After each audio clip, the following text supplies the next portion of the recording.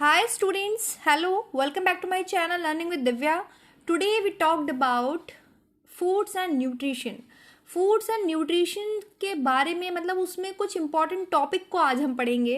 That is ऊर्जा देने वाले भोज्य पदार्थ. मतलब जब आप फूड की बात करते हैं, फूड्स एंड न्यूट्रिशन की बात करते हैं, तो हम न्यूट्रिएंट्स की बात करते हैं, फूड्स की बात करते हैं कि व्हाट टाइप ऑफ फूड्स हमको इंक्लूड करने चाहिए, एक्सक्लूड करने चाहिए, कौन से हमें एनर्जी देते हैं, कौन से हमें प्रोटीन मतलब बॉडी बिल्डिंग करते हैं, कौन से बॉडी को प्रोडक्शन प्रोवाइड करते हैं. तो ये आज आप जानेंगे. इसमें आप सीरियल्स के बारे में जानेंगे, आज आप शुगर्स के बारे में जानेंगे, फैट्स के बारे में जानेंगे, रूट्स एंड स्टेम वेजिटेबल्स के बारे में जानेंगे, जो हमें क्या प्रोवाइड करते हैं. मतलब ये जो ग्रुप है फूड्स का, ये हमें प्रोवाइड क्या करता है, ये हमें एनर्जी प्रोवाइड करता है. ठीक है, ऊर्जा प्रदान करता है. कार्बोहाइड्रेट्स इनमें बहुत ज़्यादा अमाउंट में पाया जाता है. तो ये है आज इस वीडियो का पर्पस. इसमें आप इंपॉर्टेंट चीज़ जानेंगे. जैसे अनाज के बारे में आज हम पढ़ेंगे कि कितने टाइप के अनाज हैं, किसमें क्या होता है, किसमें किसका परसेंटेज ज़्यादा होता है. तो ये इंपॉर्टेंट होने वाला है. चलिए लेट्स स्टार्ट द टॉपिक. सबसे पहले आज हम बात करेंगे ऊर्जा देने वाले भोज्य पदार्थों में, एनर्जी गिविंग फूड्स में सीरियल्स की, अनाज की. ठीक है, अनाज को देखेंगे. तो चलिए स्टार्ट कर लेते हैं. फूड्स एंड न्यूट्रिशन के नोट्स में सबसे पहले हम जानते हैं सिलेक्शन ऑफ फूड्स. हम कब कब फूड का सिलेक्शन करते हैं. आप एक होम साइंस के स्टूडेंट रहे हैं, आप एक डायटेटिक्स रहे हैं, डाइटिशियन रहे हैं, आपने हमेशा डाइट प्लान्स बनाए होंगे. तो आपने कभी नॉर्मल डाइट प्लान्स बनाए होंगे, कभी आपने किसी डिजीज पर्सन के लिए डाइट प्लान बनाया होगा, कभी प्रेग्नेंट लैक्टेटिंग मदर के लिए डाइट प्लान चार्ट बनाया होगा. तो आप फूड का सिलेक्शन करते हैं. फूड का सिलेक्शन हम 3 बेसिस पर करते हैं. वो कौन कौन से बेसिस हैं. सबसे पहला हो गया एनर्जी गिविंग फूड्स. वह फूड्स जो हमें ऊर्जा प्रदान करते हैं, वह भोज्य पदार्थ जिससे हमें ऊर्जा मिलती है, हमारे शरीर को किसी काम को करने की एनर्जी, ऊर्जा मिलती है, जिसकी वजह से हम कोई भी वर्क कर पाते हैं, कोई भी फिजिकल मेंटल एक्टिविटी कर पाते हैं. ठीक है, क्योंकि आपको पता है हमारी जो न्यूरॉन्स हैं वो ग्लूकोज को बहुत ज़्यादा एब्जॉर्ब करते हैं, क्योंकि वो इतना वर्क करते हैं, उनको चाहिए.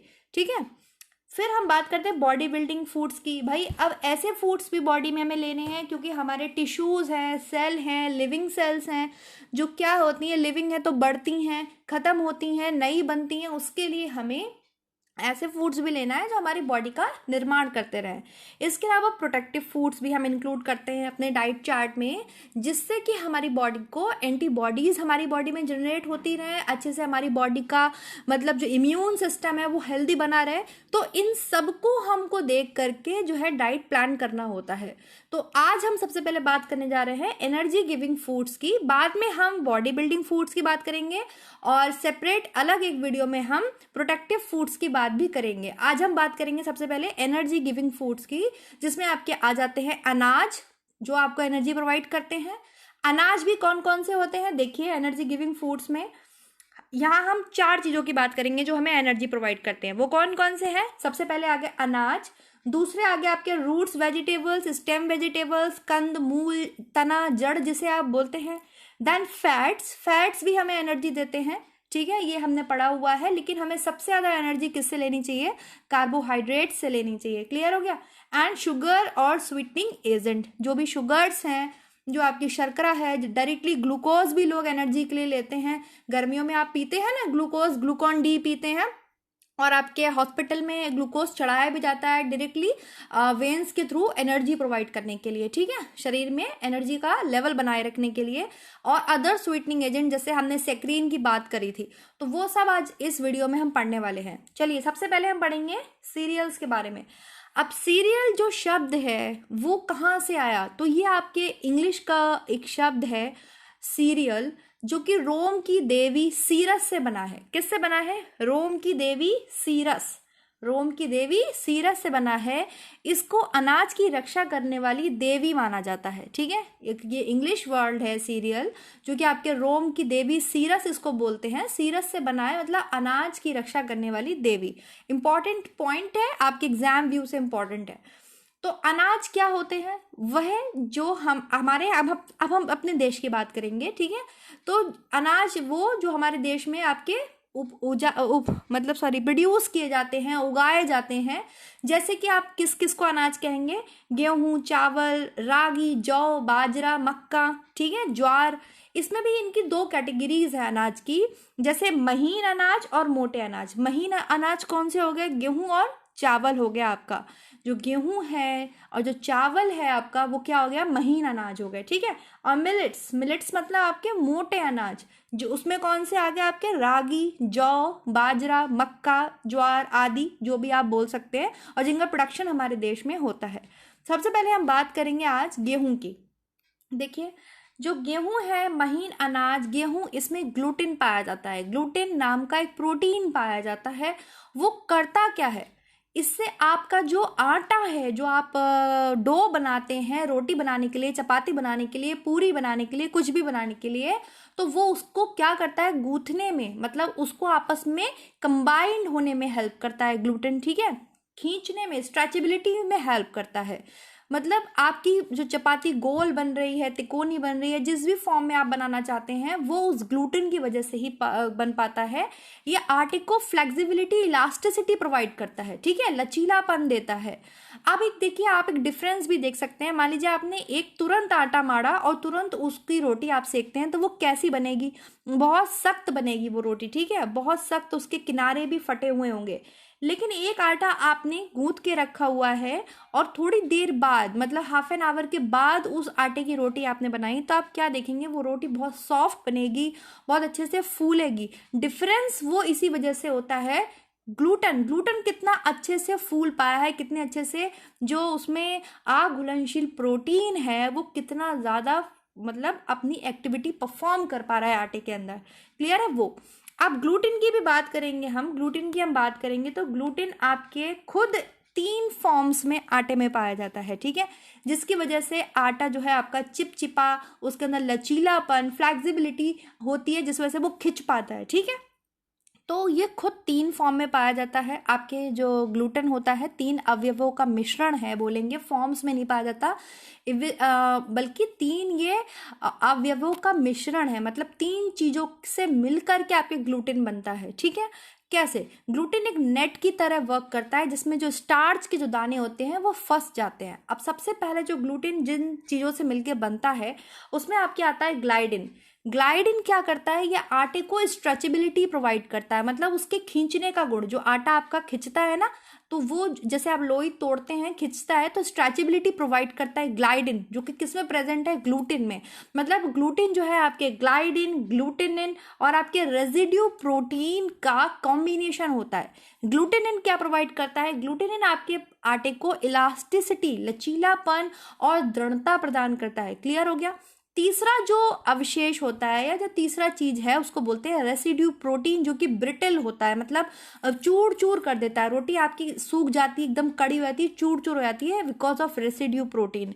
जब ये जो तीनों चीजें हैं, जब ये प्रॉपर अमाउंट में होते हैं, प्रॉपर प्रोपोर्शन में होते हैं, तब ग्लूटेन जो होता है वो मतलब अच्छे से वर्क कर पाता है। और आपकी जो रोटी अगर मुलायम बन रही है और मान लीजिए सख्त बन रही है, तो because of gluten, because of आपने आटा किस तरीके से फॉर्म किया है, आपने तुरंत बनाया है, थोड़ी देर रख के बनाया है, ये डिपेंड करता है।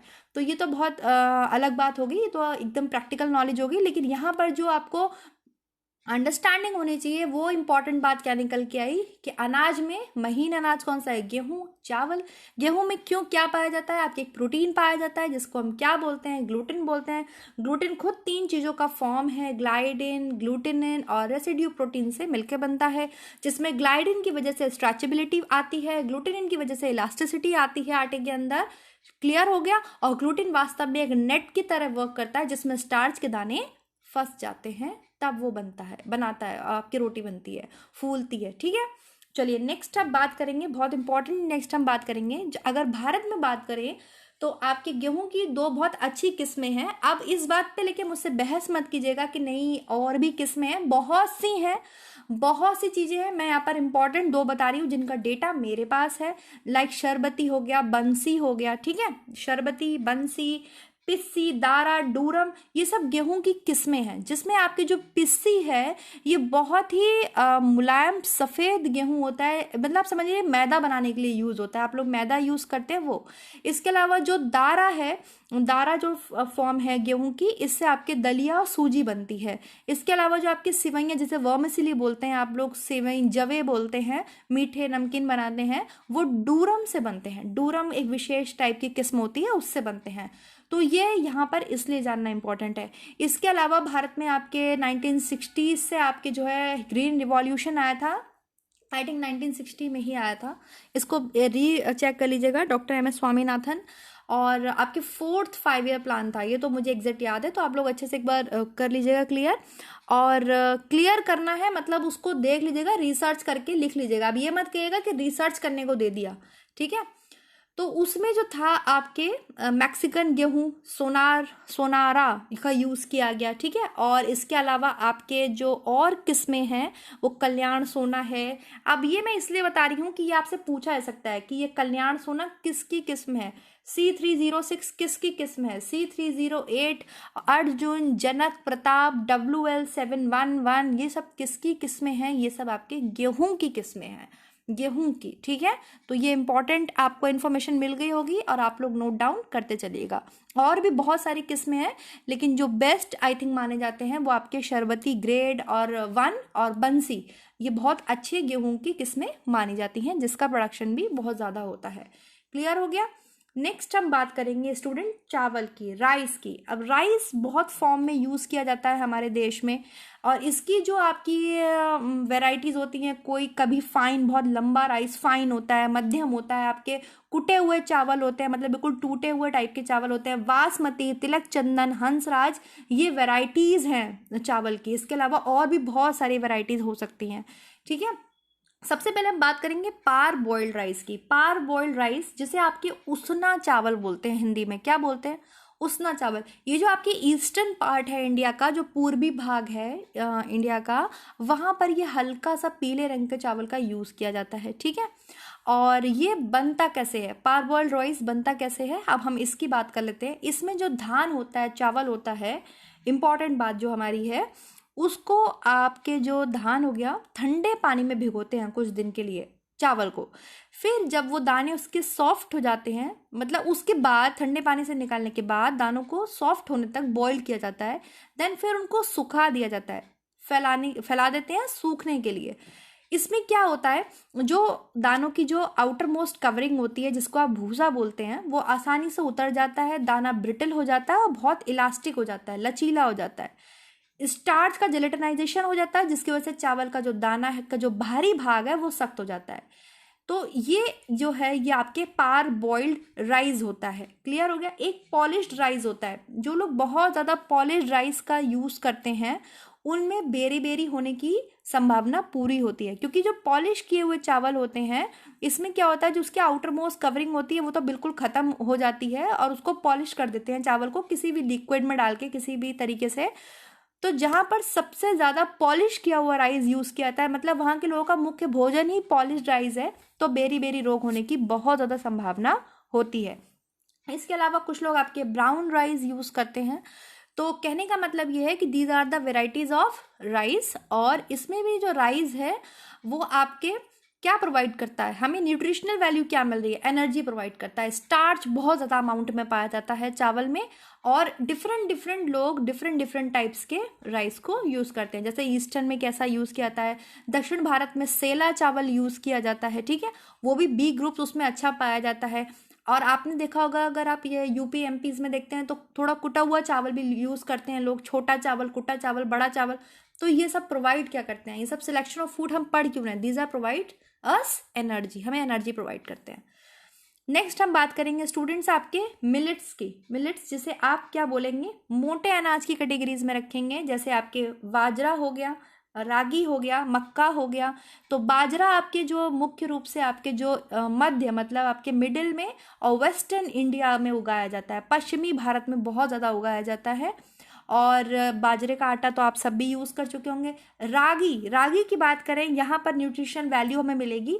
रागी कैल्शियम का बहुत अच्छा आपके एक सोर्स है, इसमें कैल्शियम बहुत ज़्यादा अमाउंट पाया जाता है और ये जो मुख्य रूप से आपके सदर्न इंडिया में उगाया जाता है। इसको क्या करते हैं, इसको और ज़्यादा जर्मिनेट करने के लिए, अंकुरित करने के लिए भिगा देते हैं, फिर उसमें नमक वगैरह सब मिला के पाउडर बनाते हैं और बच्चों को दलिया बना के खिलाया जाता है रागी का। ठीक है। मक्का आपके एमपी यूपी में होता है और मक्का मैंने आपको क्वेश्चन में भी बताया था कि जिन लोगों का मुख्य भोजन केवल मक्का ही हो जाता है, एक कुछ ऐसे एरियाज भी हैं तो वहाँ पर पैलेग्रा रोग भी होता है। तो ये न्यूट्रिशनल अमाउंट रहा। अब आपको ये चीज़ पता चल गई कि रागी में कैल्शियम भी मिलता है, मतलब अनाज से हमें कैल्शियम भी प्राप्त हो सकता है। किस अनाज से? रागी से। कौन सा, अगर ऐसे क्वेश्चन पूछ लिया है तो रागी में कैल्शियम की मात्रा बहुत ज़्यादा होती है। इसके अलावा आपके कुछ अनाज में आपके सबसे ज़्यादा तो आपने पढ़ लिया ऊर्जा देते हैं। 75% ऑफ जो है आपके स्टार्च प्रेजेंट होता है अनाज में, लाइसिन नहीं होता। अब कुछ हमने क्या देखा, लाइसिन नहीं होता। लाइसिन एक बहुत इसेंशियल अमीनो एसिड है, आपके प्रोटीन है, जो कि शरीर में उसका उपयोग नहीं हो पाता है क्योंकि अनाज में नहीं होता। इसलिए हमारे भारत देश में हम जो है दाल, दूध, अंडे, मांस, इन सब का यूज़, दाल के साथ रोटी खाते हैं या चावल खाते हैं। ठीक है। कुछ लोग दूध के साथ रोटी खाना पसंद करते हैं, कुछ लोग आपके एग की वेजी बना के खाते हैं या मीट, जो जिस तरीके जिस फॉर्म में भी ले सकते हैं, क्योंकि ये जो लाइसिन होता है ये दालों में पाया जाता है। लेकिन ये प्रोटीन आपके किस में नहीं होता? अनाज में नहीं होता। कुछ अमाउंट ऑफ फॉस्फोरस भी आपके मिलता है अनाज से, और सबसे ज़्यादा मात्रा में कैल्शियम किस में मिलता है? रागी में मिलता है। लेकिन अदर शायद आपके, हाँ शायद क्या, अदर आपके जो ये होते हैं सीरियल्स, इसमें कैल्शियम नहीं मिलता, लेकिन एक्सेप्ट रागी को छोड़कर। और आयरन की मात्रा भी अलग अलग डिफरेंट पाई जाती है अलग अलग आपके सीरियल्स में। तो यहाँ पर हमारी बात होगी न्यूट्रिशनल वैल्यू बहुत इंपॉर्टेंट है। लाइसिन नहीं होता, लाइसिन दालों में पाया जाता है, तो इसलिए हम दालों का यूज अनाज के साथ करते हैं। नेक्स्ट देखते हैं स्टूडेंट, हम रूट्स वेजिटेबल्स की बात करेंगे। रूट्स वेजिटेबल्स में आपके क्या होते हैं? आलू हो गया, टेपियोका हो गया, जैसे आप केरल की बहुत फेवरेट डिश है टेपियोका। इसके अलावा शकरकंदी, स्वीट पोटैटोज हो गए, अरबी हो गई, रतालू हो गया। ये सब, इन सब में सबसे ज़्यादा प्रचुर मात्रा में क्या पाया जाता है? आपसे क्वेश्चन पूछा जाएगा तो आप बताएंगे कार्बोस पाया जाता है, कार्बोहाइड्रेट्स पाए जाते हैं, और ये सब हमें प्रोवाइड क्या करते हैं? एनर्जी प्रोवाइड करते हैं।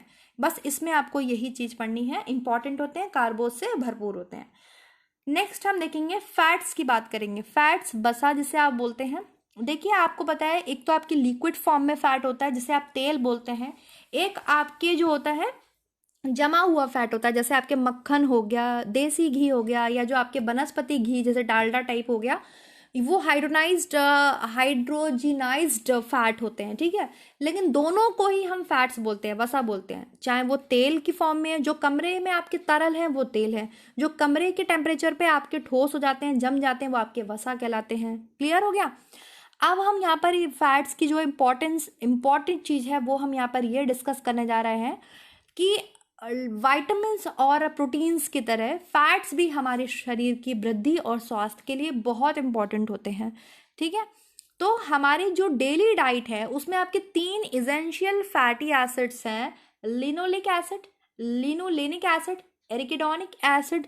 इनका होना बहुत ज़रूरी है, हमें इनको शरीर में लेना बहुत ज़रूरी है, क्योंकि हमारी बॉडी के द्वारा इनका निर्माण नहीं किया जा सकता है।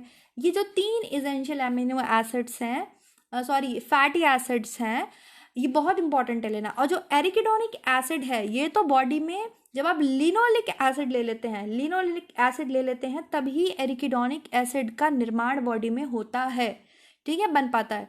अब ये जो इसेंशियल फैटी एसिड्स हैं ये आपके प्यूफा कहलाते हैं। ठीक है, PUFA, poly unsaturated fatty acids. इनके बारे में हम बहुत डिटेल से आगे फैट्स वाली वीडियो में पढ़ेंगे। फैट्स मैंने पढ़ाए हुए भी हैं, आप लोग देख सकते हैं। इसके अलावा और डिटेल में हम पढ़ लेंगे, अभी हमारे पास टाइम है। ये क्या करते हैं PUFA, poly unsaturated fatty acid. हमें अनसैचुरेटेड फैटी एसिड्स ही लेने चाहिए, सैचुरेटेड फैटी एसिड्स नहीं लेने चाहिए। ये जो प्यूफा होते हैं ये क्या करते हैं, हमारे बहुत सी जो फिजिकल और आपकी केमिकल प्रोसेस होती हैं उसके लिए ज़रूरी होते हैं। ये हार्ट की जो कार्य प्रणाली है उसको सुचारू रूप से चलाते हैं, ठीक है। लेकिन जो सैचुरेटेड फैटी एसिड्स होते हैं, लाइक आपके वनस्पति घी हो गया या आपके डालडा घी हो गया, इनका यूज़ नहीं करना चाहिए। नारियल के तेल का यूज़ नहीं करना चाहिए आपके फूड को बनाने में। अब मैं कुछ आपको एक डिटेल चीज़ बता रही हूँ, जैसे कि ऑलिव ऑयल बहुत अच्छा होता है। ऑलिव ऑयल में आपके 10 ग्राम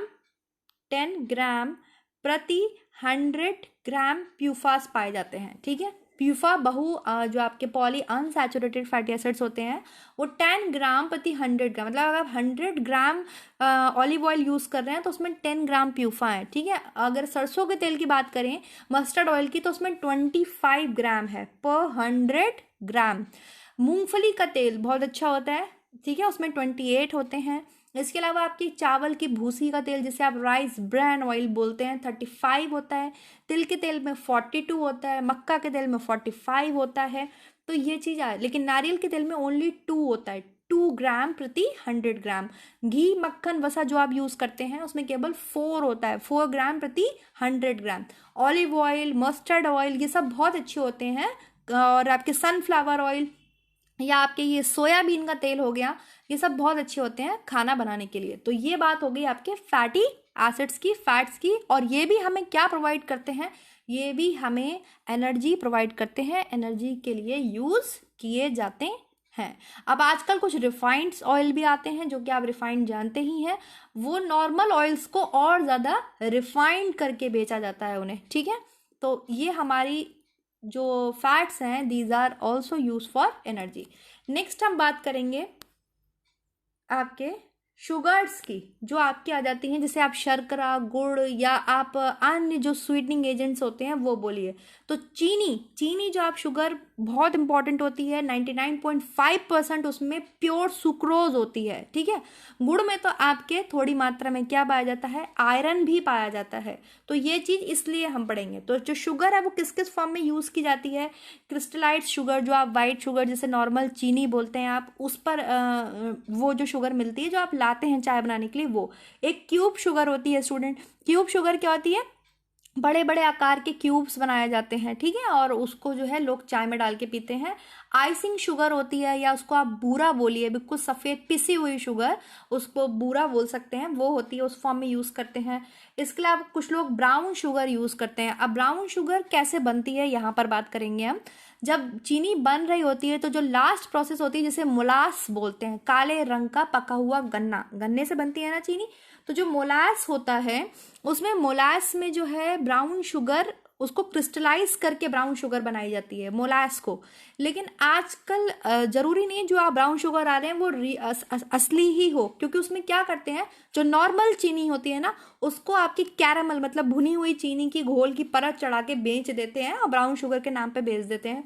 तो मतलब कहने का ये है कि ब्राउन शुगर के फॉर्म में भी लोग शुगर यूज़ करते हैं। इसके अलावा लिक्विड शुगर के फॉर्म में यूज़ करते हैं, वो केवल और केवल प्योर सुक्रोज ही होता है, ठीक है, जो डायरेक्टली एंजाइम से रिएक्शन करने के बाद ग्लूकोज और फ्रक्टोज में डिवाइड हो जाता है आपके।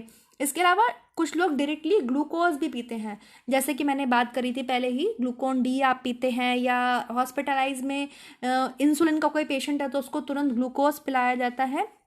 तो ये भी एक फॉर्म है किसकी, एनर्जी की। एनर्जी लेने के लिए आप ये सब यूज़ करते हैं। जैगरी को बेलम भी बोलते हैं आपके, गुड़ इसको बेलम भी कहते हैं, ठीक है। और ये बहुत बहुत तरीकों से बनाया जाता है।